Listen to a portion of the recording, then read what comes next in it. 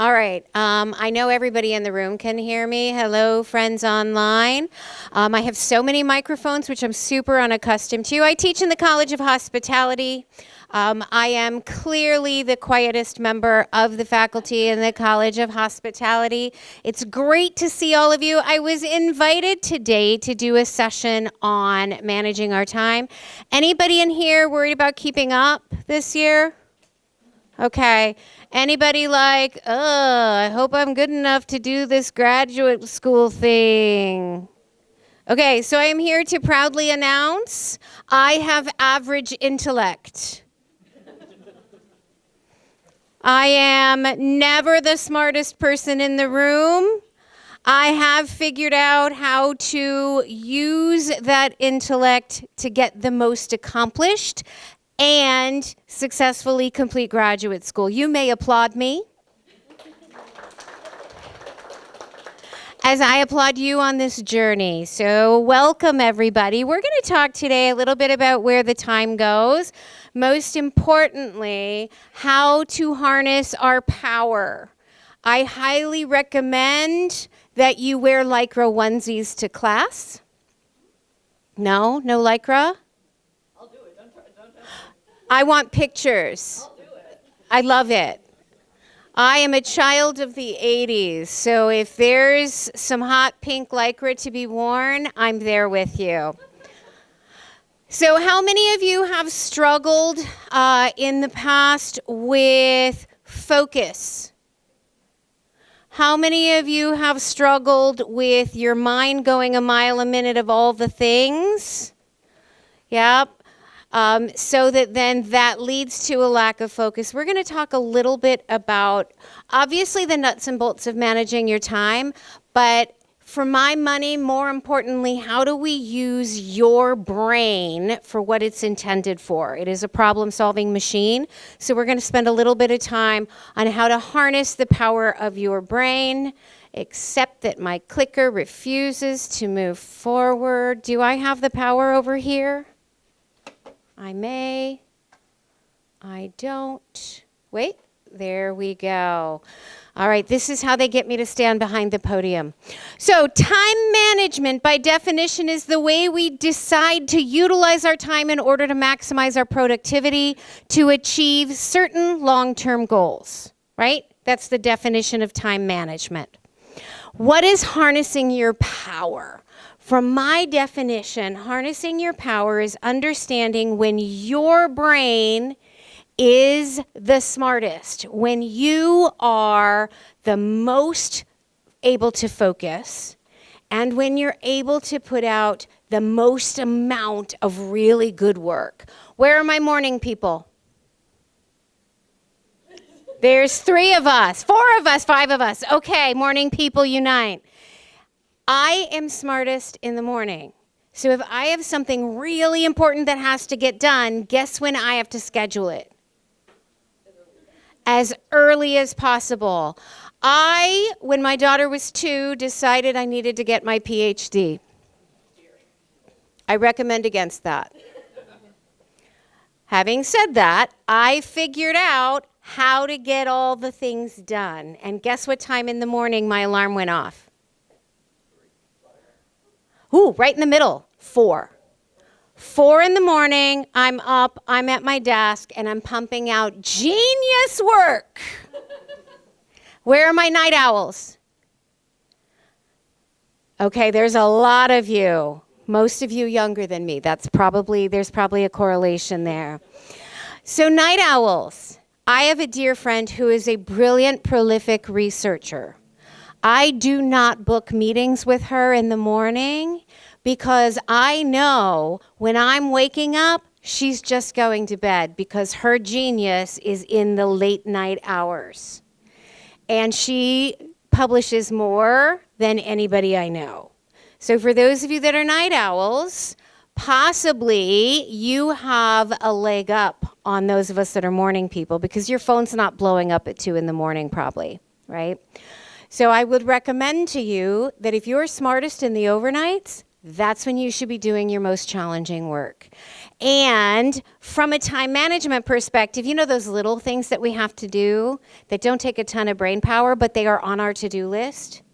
Those are the things we should be doing when we're not as smart. I do things like formatting Word documents at 3 o'clock in the afternoon.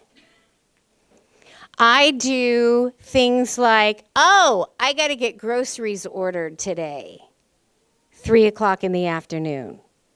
Okay, so start thinking about how can you get the most out of your intellect. Move your schedule to accommodate your brain power as best you can. You can't always move your classes to later in the day, right? If they're only offered at a certain time and you're in person. The most important items that need to get done when you are at your most powerful. The least important items get done when you are, right? So my example of formatting documents happens when my brain is completely fried. Now let's talk for a second about interruptions. How many of you have been just brilliance is coming out of you? You are so in awe of how great this document is that you're working on. How many of you have had that, right? You're like, yes, it's flying out of me. And then somebody goes, hey, you got a sec? Or your phone goes, ding. Or that little notification, you have an email, pops up. Anybody had that happen? Okay, so the research indicates that when we are in flow and we are brilliant and we are interrupted, if we ever get back to flow, it takes us at least 20 minutes. At least. Many of us never get back there. Okay, so think about that. It takes us 20 minutes to get back to that level of genius. I am a big fan of figuring out how you let the people around you know that you're in power mode. For me, I'll let everybody know nobody interrupts me between this time and this time, because that's my time. Obviously, if the building's on fire, please come get me. But this is me focusing. I also am a people person. I get my energy from people. So I can be my own interruptions when I'm like, oh, I feel like I'm at a stopping point. I'm going to go walk around and talk to people. Sometimes that's a really good thing to get me back. Sometimes it isn't. So I have to have the discipline to know when I'm going to stay in my power mode and when I'm going to go out and get a little bit more energy. So really think about interruptions, whether that's an electronic interruption. How many of you do study groups over text? Not yet?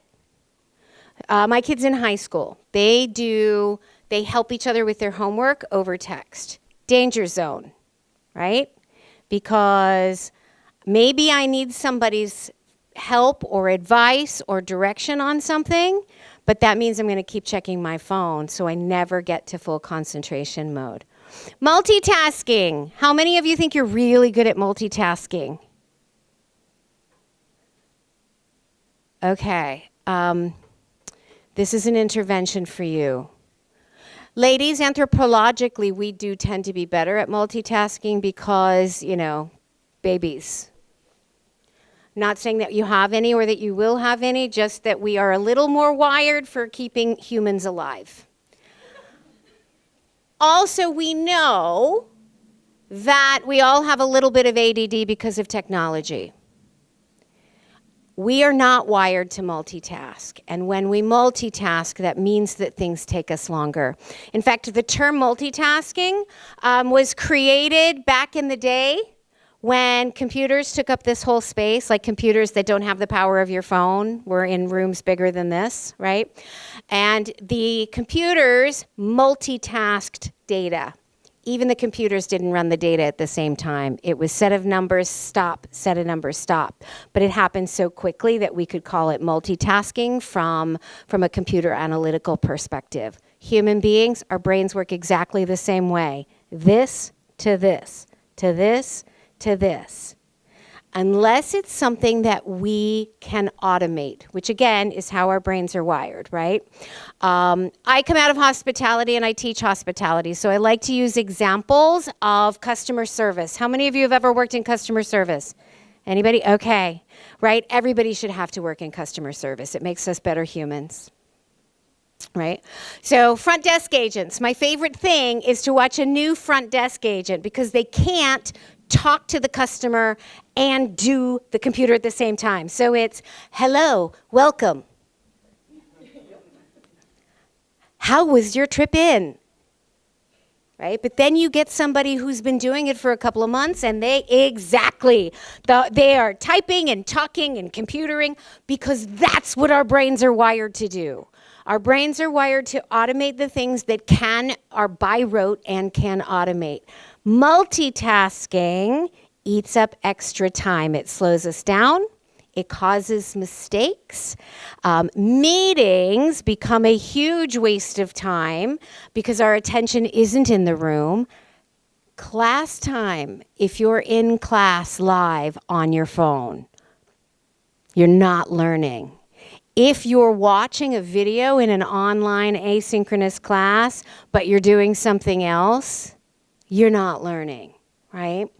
So multitasking gets in the way. Switching between tasks costs us 40% loss in productivity. 40%.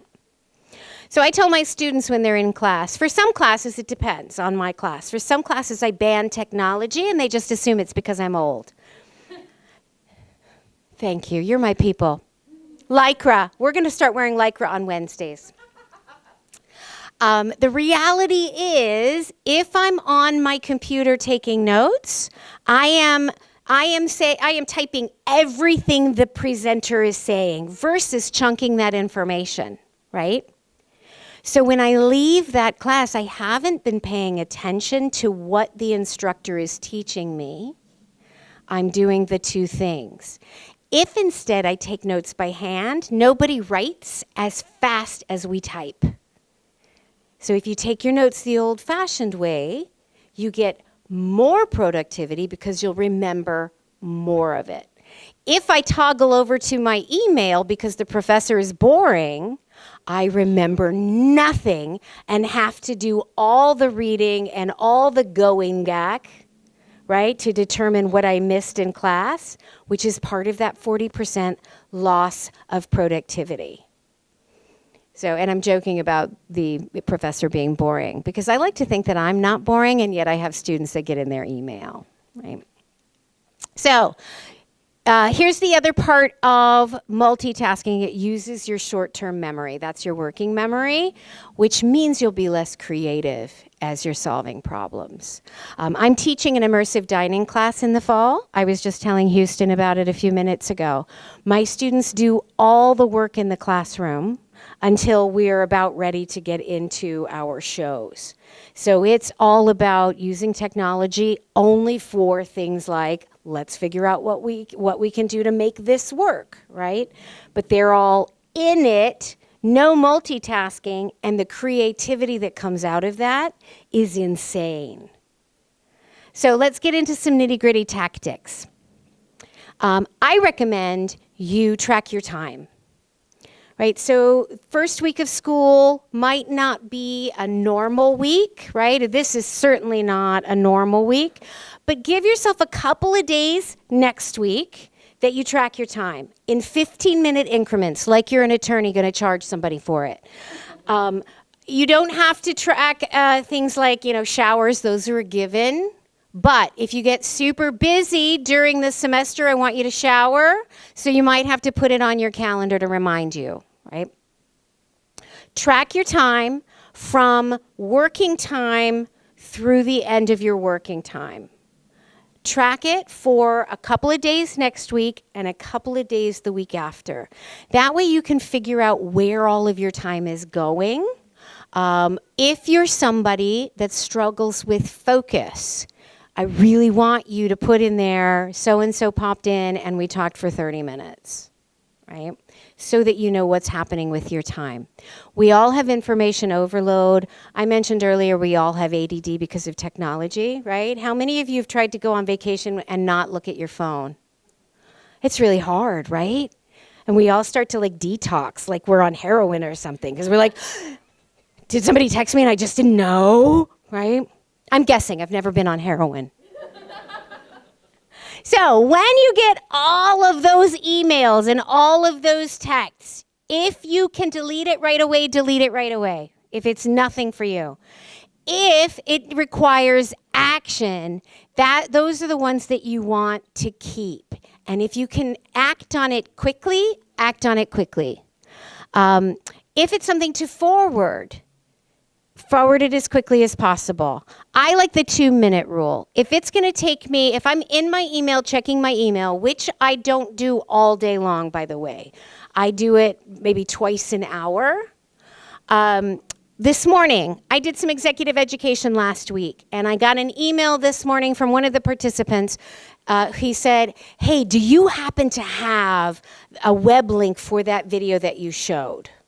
And I was like, I can find that in less than 2 minutes and get that off to him. So I did, right? Now that email is not sitting there staring at me, and it didn't go on my to-do list. If I didn't have it, but somebody else did, same thing. Hey, would you send Ed this email link or this video link, right? Because it can be done quickly. If it's important, act on it immediately. If it's quick, act on it immediately. If you need to just add it to your priority list, we'll talk about how I prioritize. So the 2-minute rule, if we can touch things only once, that would be ideal. How many of you have set your emails to go into folders? Does anybody use that function? Okay, a few of you. That's really fantastic. I struggle with that because I forget that I then put them in folders and I forget that they're there. So I applaud the 3 of you that use that function. For those of you that have the discipline to use that function, use it, because then it will group all of those emails together for you, and you just need to touch that email segment once until you need the information at another time, right? Filing things electronically, right? We don't want to kill trees anymore. Sometimes we do still have to file paper.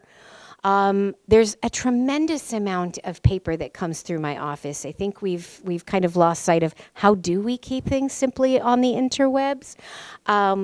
If you are somebody that has to keep things in physical form, keep your stack of things and then do all of your filing at once.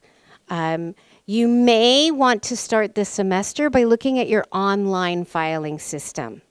How do you file online, and making sure that every email subject line you can find again, even if it didn't originate with you, and every document subject line you can find again. My daughter's school uses Google Docs for everything, and I was in her Google Docs Center. What is that called? Google Drive. It was horrifying. I got a rash looking at it. It's just a gazillion documents that are very poorly titled. So how much time do you think it takes her to find the document that she worked on a week ago? Right, it's scary. So start thinking about what is your filing system and how are you going to make it work for you? I recommend that you start planning all the things. Where are my planners? Okay, so I know this will shock you because I'm super stunning. I am over 40. No? Okay. I already shared that I wore Lycra in the 80s, so I'm clearly over 40. So I remember when the Franklin Covey planners were all the rage and people walked around with their planners. You can still get those planners. In fact, I find for my high schooler, it actually makes it easier for her to keep track of all the things because she's carrying it around with her versus on her phone. The planning is the same whether you do it electronically or whether you have your paper planner writing down all the things that have to get done today. I recommend you take 10 minutes every day, whether that's 5 in the morning and 5 minutes at night or 10 minutes in the morning, whatever works for you. And that planning is to make sure your brain knows what has to get done today.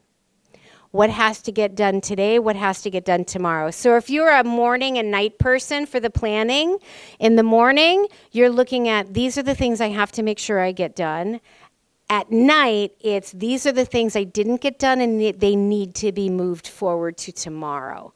When you go through that exercise, your brain prioritizes the things. How many of you have had a day completely blow up? Like here's my plan and then flat tire or some other thing that happened and it shot the rest of the day. Okay. Your brain, when it has that to-do list, knows exactly how to prioritize it for you. So that after you've dealt with your flat tire or while you're waiting for them to patch it, your brain is going, okay, so I can do this while I wait here. I need to let so-and-so know that this is going to happen late, right? Your brain manages that for you. Think about, as you're planning your day, I also want you to plan the entire semester. I plan a year in advance because I do a lot of executive education, so I need to know where I need to be when a year in advance, right? I would say if you could plan this entire academic year for the big stuff, that is ideal. And Franklin Covey or Stephen Covey calls them the big rocks. Those are the big important things, right? So for me, in the roles that I play, I'm a professor, so I am right now scrambling to make sure my classes are ready to go, one of which I was just gifted, so that one's an excellent scramble, but it's okay, it's going to be a super fun class to teach. So I'm looking at all the deadlines for the semester, and they get put where?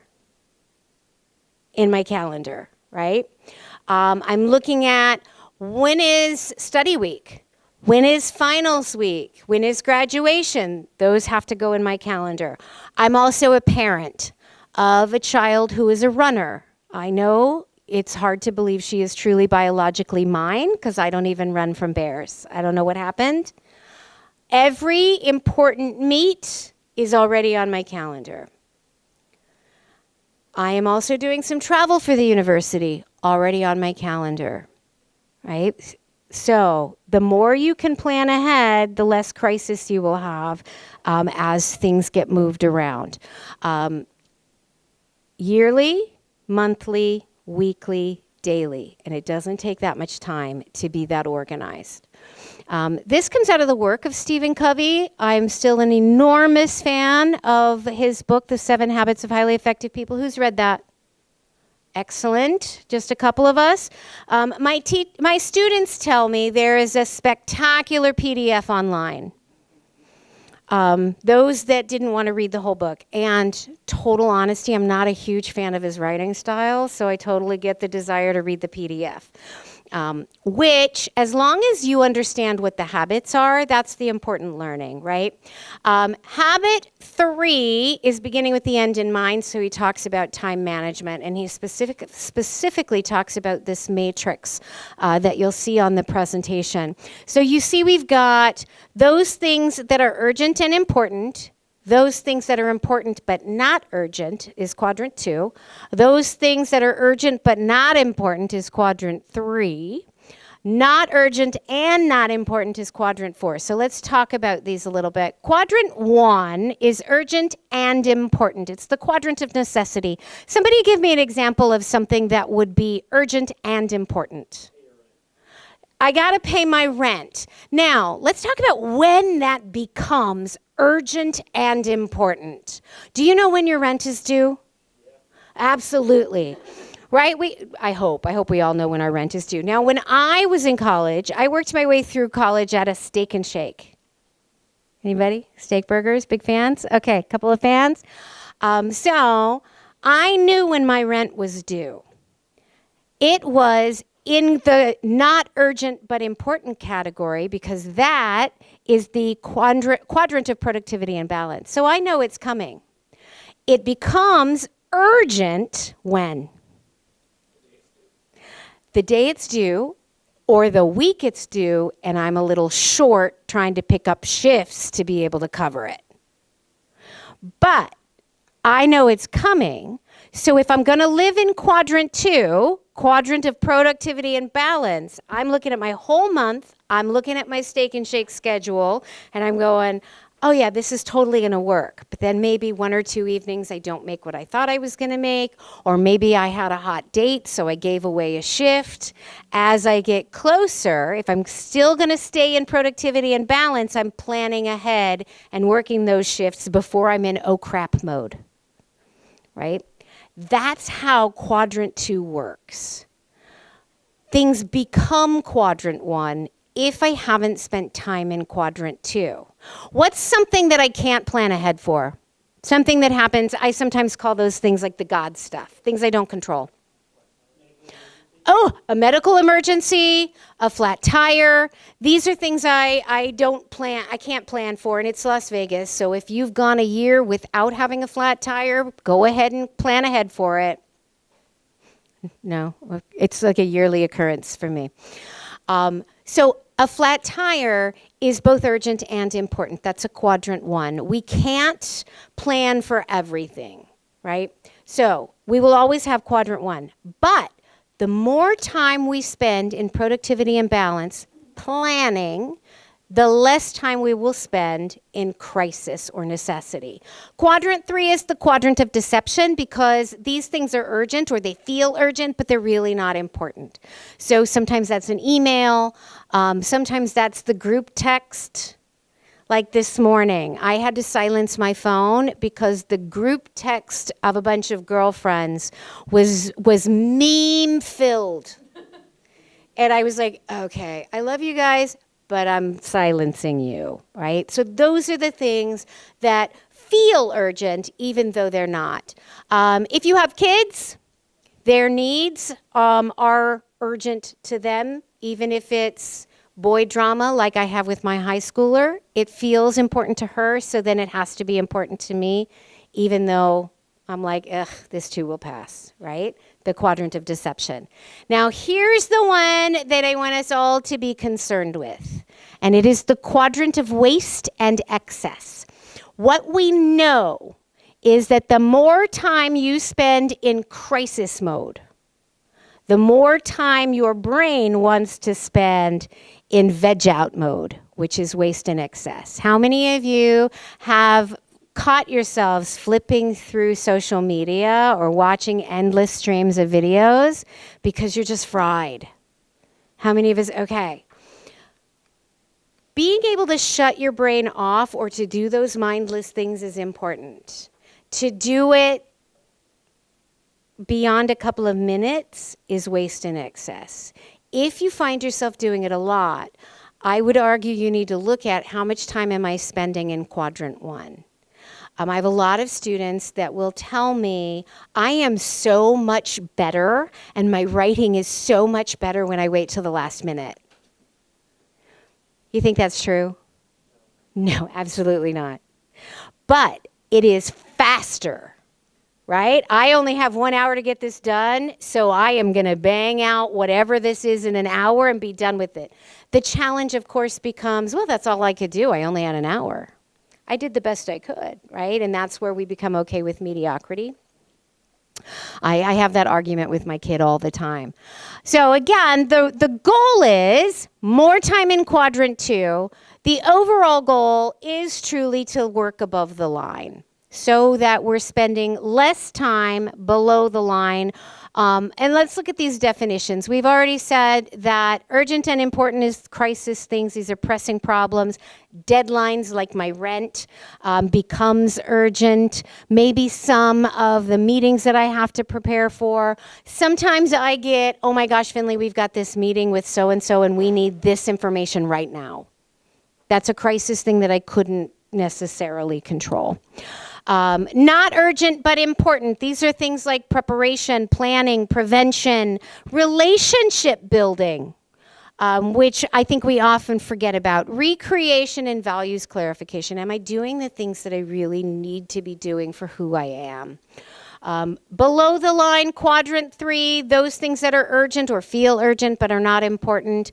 Needless interruptions, unnecessary reports, some meetings, some phone calls, other people's minor issues. Sometimes it's the group text. Sometimes it's, my student organization has a group text on